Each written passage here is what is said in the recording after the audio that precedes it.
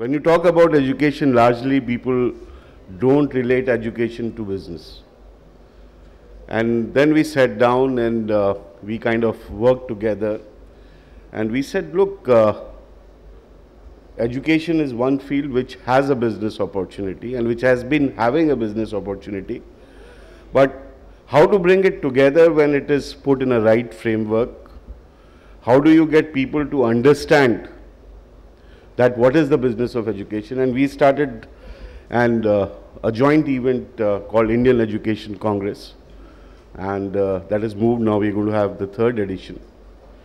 And when we looked at education as a sector, what we also realized that to channelize franchise development, to channelize entrepreneurship, education is going to play a key role.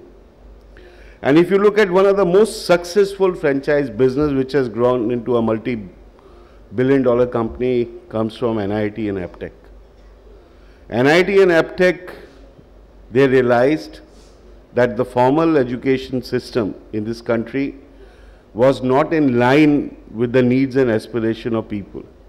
And say, let's talk about 20 years back, you sit for a competition, either you go for an engineering exam or you go for a medical exam, and if you are down with 1 or 2%, you miss that boat.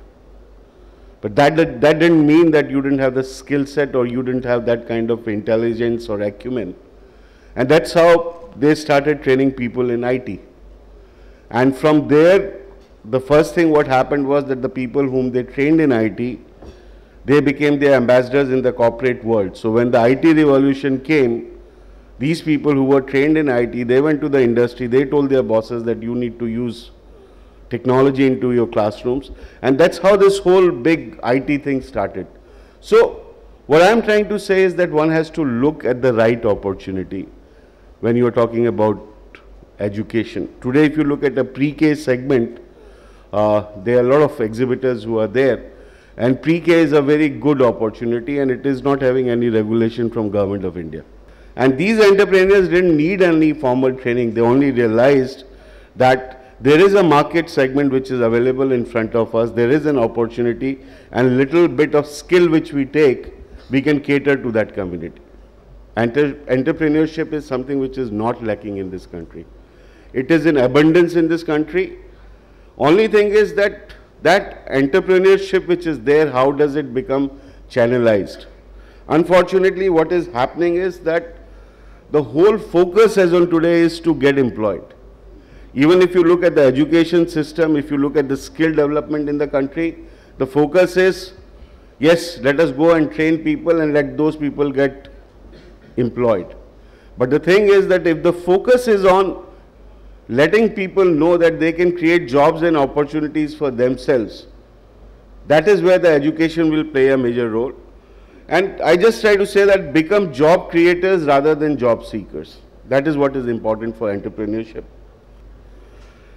Now, what is more important for us is that entrepreneurship has to be taught in schools.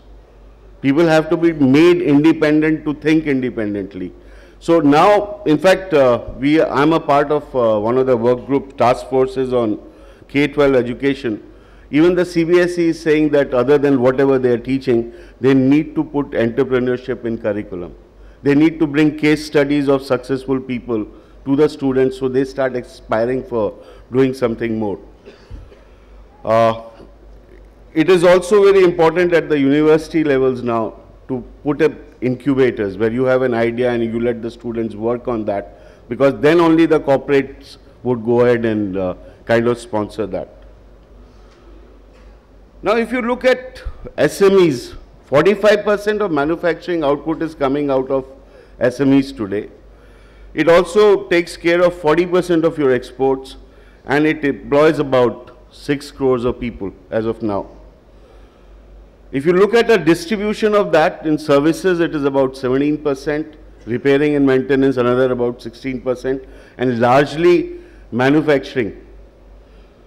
But as was said earlier, what is important now is to look at the service industry, because service industry is where the most of these new generation SMEs have to come up. This is just some data in terms of proprietary, partnership, private companies, and if you look at it, most of the SMEs are single owner or a family owned kind of a business. What are the challenges which are being faced? One is access to finance for growing, then lack of best practices for managing finances. Then after a certain level, when the bread butter is taken care of, when some of our ambitions are taken care of, there is a lack of vision for growth. And next generation is not interested in moving forward. There is no delegation, there is no leadership development, they become proprietary companies. And they have little exposure to formal management techniques and practices. And that is where, Franchise India, these kind of expos or these kind of deliberations play a major role, where people get an opportunity to see what the best practices are, what are the opportunities available. Then we were talking about direct sales. I'm talking about direct sales as a concept. There is a hesitation in a SME or an entrepreneur to invest in marketing. They rely largely on local market or established B2B sales. There is lower priority on quality control, lack of knowledge about best practices, and training is viewed as cost, not investment. Availability of trained manpower is low. Now, what has happened is that the World Bank and the IFC, they have realized that if the SMEs have to grow and if entrepreneurship has to grow, there has to be a training impetus which has to go in. There has to be a skill development, not only of the owners of the businesses, but also of the team which is employed there. And some of the cases which have been carried out in India so far is taking a distribution chain of a, say, large tire company, the pharmaceutical company, where every small and medium enterprise which is related to you is also thinking the way you are supposed to think. And the focus here is on capacity building, focus is on development of product which is market specific, which is based on real case studies, and to do a market development kind of a study.